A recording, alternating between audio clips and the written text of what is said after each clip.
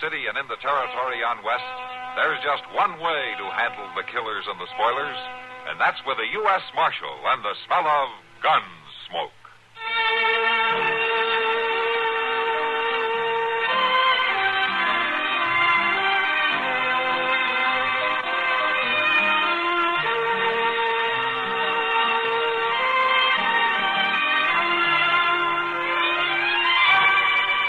Gunsmoke, starring William Conrad. The story of the violence that moved west with young America. And the story of a man who moved with it. I'm that man. Matt Dillon, United States Marshal. The first man they look for and the last they want to meet. It's a chancy job, and it makes a man watchful. And a little lonely.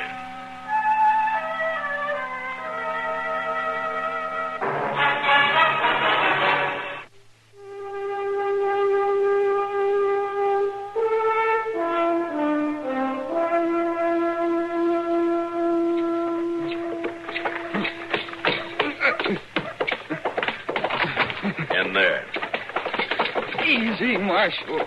Chester, open a cell back there. Yes, sir. All right, come on. Now, you got no call to haul me in so rough. This your leg's real bad. You're lucky I didn't break your neck. But I ain't done nothing to get drug around like this. Get in there. Ooh. Look, that Injun was as dead as they come. I wasn't hurting him none. His relatives won't look at it that way. They'd call it grave robbing. I wasn't going to muss things up none. I was just sort of looking for some things they might have buried with him, Marshal. They sure wasn't doing him no good. Now, you listen to me, Red. You're a fool, but that's no excuse. In the first place, those Indians don't bury anything with their dead that you'd want. An old pipe, maybe, or a can of grease, or a horse's tail. But even so, they don't look kindly on grave robbing. If they'd have caught you before I did, you'd be needing a grave by now, or you'd be praying for one anyway. And the whole countryside would be in danger of an uprising. Now, you're going to stay in jail for a while. But my leg, Marshal, it's still bleeding. All right, I'll have Doc take a look at it if I can get him to come over here. Chester? Yes, sir. Go get Doc, will you? Well, yes, I will, but if it was me, I'd just soon let him bleed to death. I would too, Chester, but that way we'd have the job of burying him.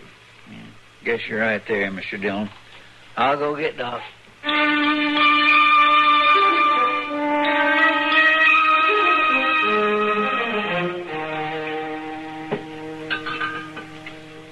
You better order some more of that whiskey, Sam. We're getting low. I'll do that, Miss Kitty, but it sure ain't very good, and that's the fact. That's the best we can get.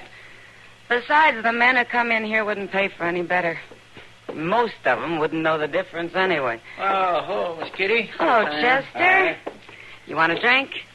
Well, that ain't exactly what I've come in here about, but... What's on your mind? Well, I've been all over town looking for Doc. Guess I have worked up quite a thirst at that. A beer'd go down real good. Give him a beer, Sam. Coming up. Tracking somebody down is sure dry work. There you are. Thank you kindly for the beer, Miss Kitty. You should have come in here first, Chester. I could have saved you getting so thirsty. How come? Well, Doc was in earlier on his way out south of town someplace. He said he wouldn't be back till tomorrow. Well, I swear I sure don't know what's the good of being a doc if you ain't going to be around when you're needed. Now, slow down, Chester. Doc didn't go off on a pleasure trip, you know. Who needs him? Well, Mr. Dillon sent me out to find him and bring him back with me. Is Matt hurt? Oh, no, ma'am, it ain't him. It's that no-good Joe Red we caught out there climbing up on an Indian burying place. Huh? He hurt his leg when we pulled him down. He's carrying on something awful about it. Well, he'll just have to wait till Doc gets back tomorrow. I beg your pardon. Yeah? I couldn't help overhearing. There's no secret about it. Sounded as though I might be able to help. My name is Milford Brand. I'm a doctor. Oh, well, that's good of you, Dr. Brand. This is Chester Proudfoot. How you do? Proudfoot? Why don't you take Dr. Brand over to the jail, Chester? He can look at Joe Red's leg. All right, I'll do that, Miss Kitty. Maybe he'll have to cut it clean off.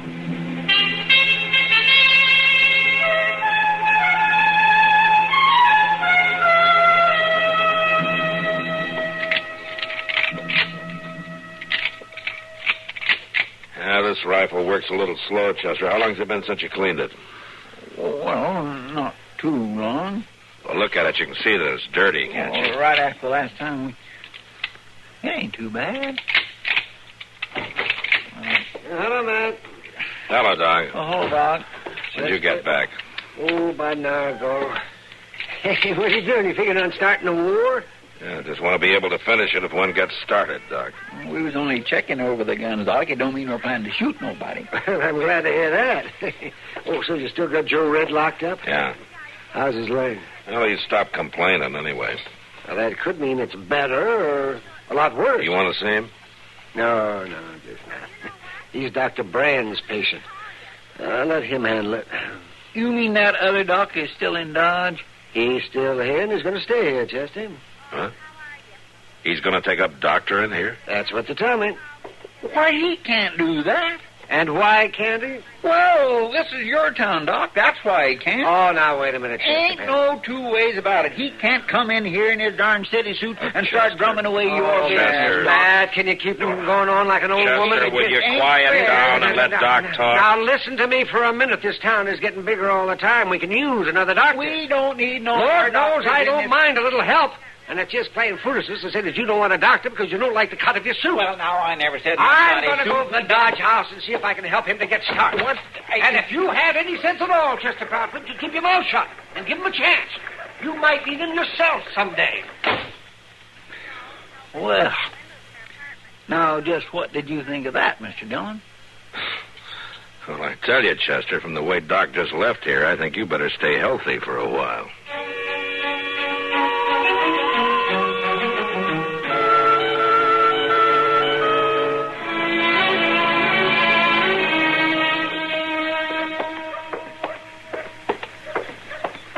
Where are you from, Dr. Brand?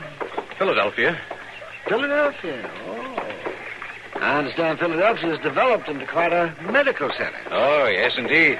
There's several medical schools there. Newest methods and procedures are taught.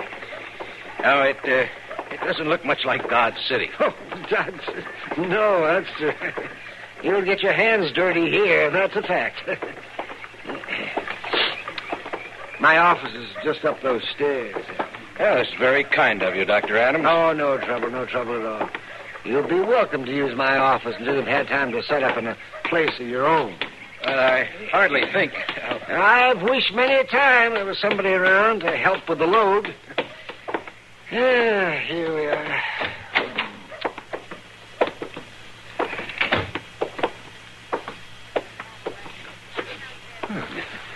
Very, very nice. Mm-hmm. Yes, that's very nice. And there's another room in there. Oh, I see. Mm-hmm. And where is your laboratory? Well, you're standing in it. This room?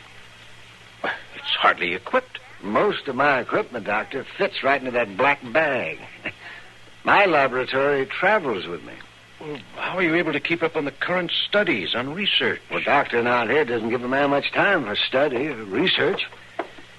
He's too busy keeping folks alive any way he can, whether it's in the book or not. But maybe now that you're here and can help out with the work, I'll have a little more time. Dr. Adams. Yeah? Perhaps we'd better get something straight. I didn't come to Dodge City to be your assistant. I intend to practice medicine in a professional and scientific manner. Well, sure you do, Dr. Brand. Sure you do.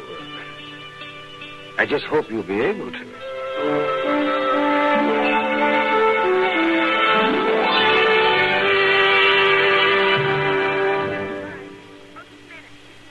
Most of us at times are inclined to eat too much or to eat foods that disagree. The results, acid indigestion, heartburn, or gas. So remember this. Do you know about the little white tablets in the little green pocket roll? Just a-waiting for the moment when you need 'em to bring your acid indigestion under control. Tums are the little white tablets in the little green pocket roll. Tums for the tummy, Tums. Bring relief quicker than you'd ever guess. Best for any kind of acid distress. Keep 'em handy in the pocket roll. Keep your tummy under Tums control. Get Tums, 10 cents, 3-roll pack, a quarter. Or get the new Tums 6-roll pack with free metal carrier, only 49 cents.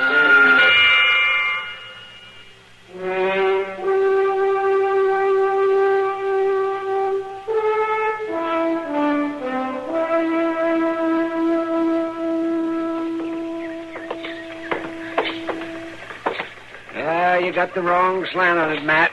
It's not the way food tastes that counts. It's what it does for you. Well, that's what I'm afraid of, Doc. Now, it wasn't that bad. You know, you're pretty squeamish for a man of your heft. Well, maybe so, but I'd hate to know the bloodlines of that stew I just ate. Oh, wait a minute, Matt. There's Zach Willard. I want to ask him about his wife. Oh, sure, Doc. Zach! Zach Willard. Oh. Hello, Doc. Come on over here. I want to talk to you a minute. All right. Hello, Zach. How are you? Marshal? I wanted to ask you about Myrtle, Zach. Is she feeling any better? Why, yeah, Doc. Yeah, she's better. Good. That medicine we tried her must be doing the job, huh? I've been trying to get out there for a week, Zach. You tell Myrtle that I'll be by to see her real soon. Well, I'll tell her, Doc, but ain't no need for you to come by. Oh, sure, I'll come, Zach. I may have to neglect my patients for a while, but I always get there eventually. Well, the fact is, Doc, Myrtle's took to doctoring a little different. She has? Well, as long as she's feeling better, I'll come by and check on what she's doing. Well, you see, Myrtle's doctoring with the new doc now. He comes out every day. Oh, I see. Dr. Brand. Yes, sir. Well, you tell Myrtle that I'm glad she's feeling better, Zach. Sure, Doc. Come on, Matt.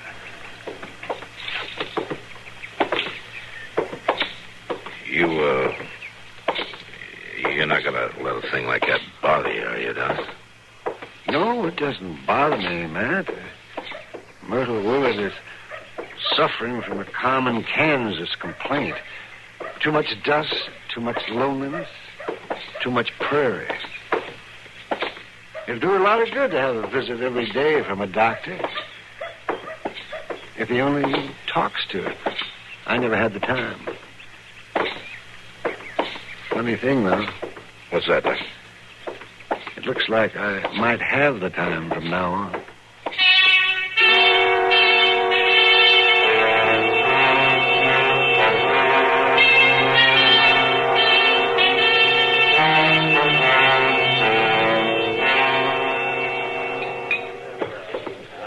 I think you ought to do something. Well, what do you want me to do, Kitty? Lock him up, throw him out of town? I'm serious. This Dr. Brand needs talking to. He's going around as though he's the only man who ever had a medical degree, as though Doc isn't anything more than a medicine man. Well, does he actually come right out and talk against Doc? No, he doesn't come right out and say anything, Matt. He's too smart for that. But he sure gets the idea across. I wish you would knock some sense into him. Now, Kitty, as long as he doesn't poison his patients, I can't do anything about it. Excuse me. Huh? Joe Red just came in. I want to talk to him. Oh, sure, Matt. Got a bottle of rye? You don't look much like a man who's going to stay out of trouble, Joe. You gonna follow me around the rest of my life, Marshal? Joe, I warned you to stay out of trouble or stay out of Dodge. Well, there ain't no law against liquor. There's a law against breaking the peace, and I think you better get out of town until you sober up. Well, now, look, Marshal, I got a right to be here.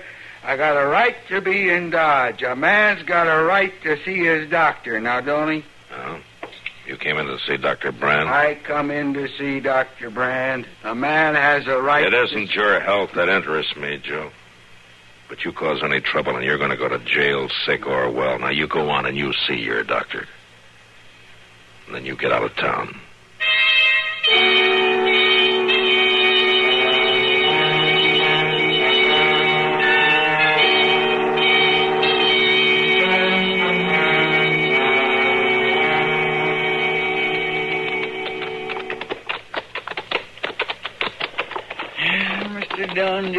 look at that cussed prairie stretching way out there. What's the matter with it? Well, it ain't good for nothing. That's what's the matter with it. It's only good for buffalo grass. The best it can do is grow a cottonwood. You could ride all day and all night, and it don't never change. I swear I don't know what ails folks settling in a place like this. Well, you ought to know, Chester. You settled here. Well, I ain't either settled here. Well, you've been in Dodge a good many years now. You live there. Your friends are there. I'd call that settling. Well, now, that may look like settling to you, but I ain't about ready to settle nowhere near.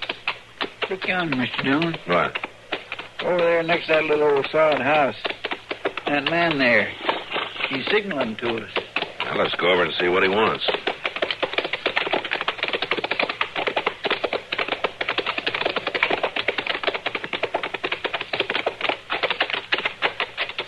You wanted to see us, mister? You're the marshal, ain't you? Yeah, I'm the marshal. What can I do for you? Well, I'll tell you. I ain't much for cottoning up to the law, but right now it's a choice between the law and an Indian uprising. What are you talking about? Them Pawnees who go on the warpath if they found out about it. Sure shoot. Oh, come on, mister. Tell me what happened. Why, it's that grave. A little grave out on the prairie. That Indian grave up on them poles. Well, what happened to it? Why, nothing happened to the grave, Marshal. It's still there, all right. Then what's the trouble? It's the body. Body? Yeah. Somebody made off with it, clean as a whistle. And them Indians are always stopping by. Chester, come on, let's get back to town. Yes, sir.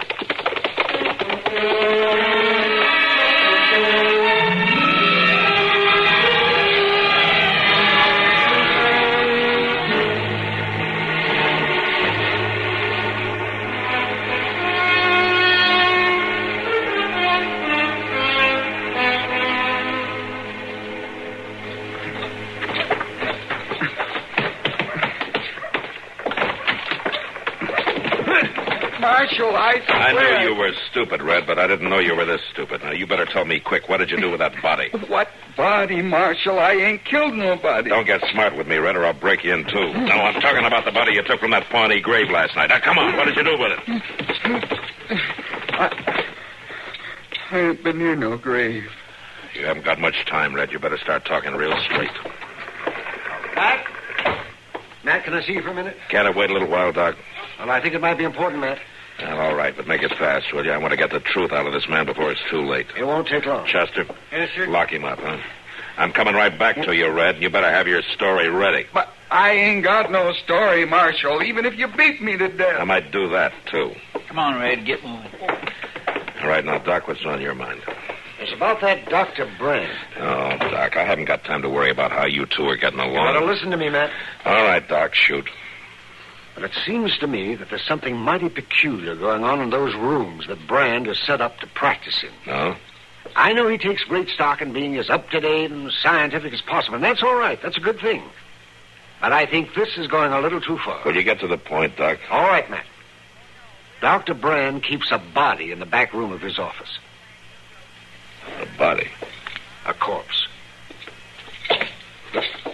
Where are you going, Matt? I guess it's time I paid a professional call on Dr. Brand.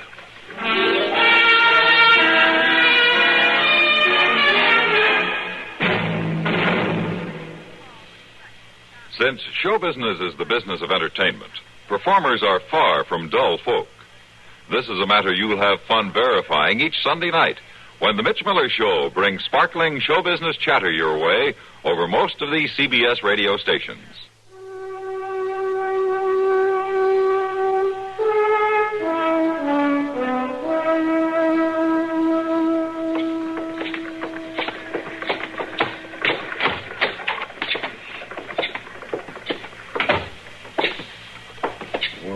He must be in the back.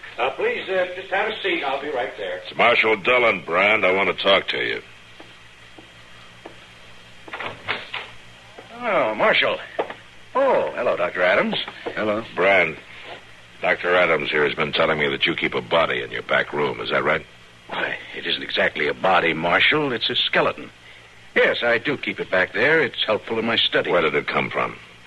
I'm not sure it's any of your business, Marshal. It's my business, all right. Where did you get the skeleton? Dr. Adams, as a medical man, is it necessary for me to answer these questions? I think you better answer that one, Doctor. Well, As a matter of fact, Marshal, it was a lucky find. I procured the skeleton quite near Dodge City. You better hope you're lucky. It came from an Indian grave, didn't it? Why, yes, it did. Who got it for you? I got it myself, Marshal. I took a wagon and got it myself. Joe Red told me about it, but he was afraid to go out there again. I managed all right without him. Well, that's the first time I ever heard of Joe Red being smart. Now, listen, Dr. Brand, as soon as it's dark, we're going to take that skeleton right back where it came from.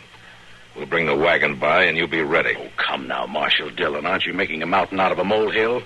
Every good medical office should have a skeleton to refer to. You'll have to provide your own, Dr. Brand. This one is private property.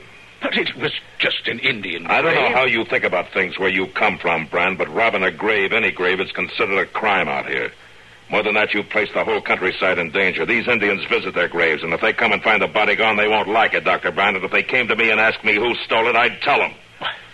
You must be joking, turning a man over to the Indian. Let me tell you something. If I had a choice of whether to turn you in or let the Indians start an uprising over something you did, it wouldn't take me very long to make up my mind. So you just be ready and bring that skeleton out as soon as it gets dark.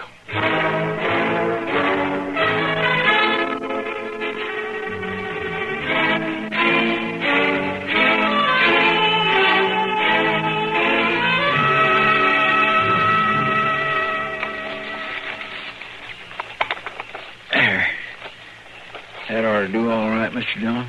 It looks just as natural. You think we got the wrappings back on all right, Chester? Oh, I think we done a real nice job. I don't think them Indians will ever notice a thing about it. Let's hope not. Where did Doc go? Oh, he's sitting down there in the wagon with Dr. Brand. All right, let's go. Mr. Dillon? Yeah? Look yonder on that ridge over there. The moon ain't too bright, but it sure looks like Indians to me. Yeah. And they're headed this way. Well, let's get down off of here quick, Chester, and get back to the wagon.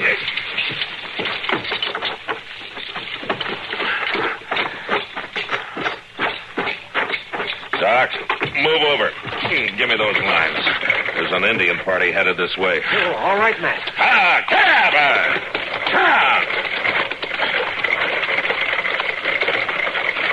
Indians? But, Marshal, maybe if we shoot at them, they'll go away. Put that gun down, Brand. Oh, well, what are we going to do? We're not going to do anything. I'm going to pull up now and let them come to us.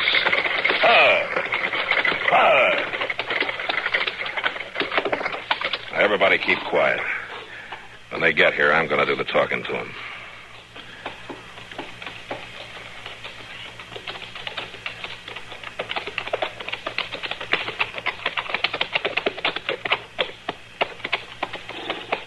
We come in peace. Is there a chief among you? Aye, Sharpnose. I don't think I know you, Sharpnose. Are you far from your village? Very far. Well, why do you come here? We come to pay respect to grave of my brother's brother. Oh, the one back there? The one back there. Why you come? Well, we were just passing by, so we stopped to pay our respects to the grave of your brother's brother, too. We go. Yeah, you go.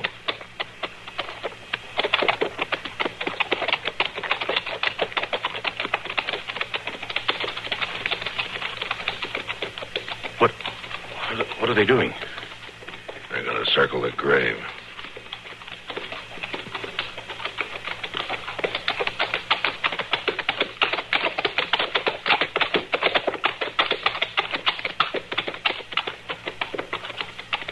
Is it going to be all right, Matt? Yeah, I think so, Doc.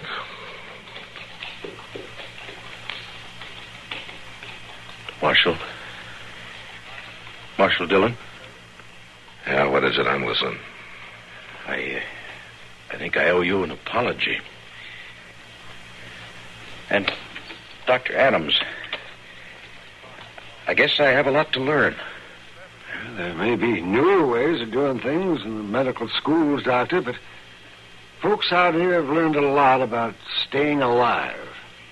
And they've had a hard way of learning it. I'm beginning to understand that, Dr. Adams. Good. Come on, Matt. Now, let's get back to town. Somebody might be needing us doctors. All right, Doc.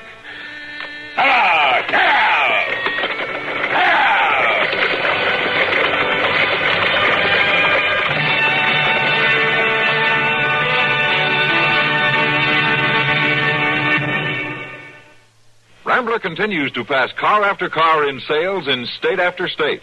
Rambler now outsells all but 2 other makes. Come see why. Drive the success car at your Rambler dealers.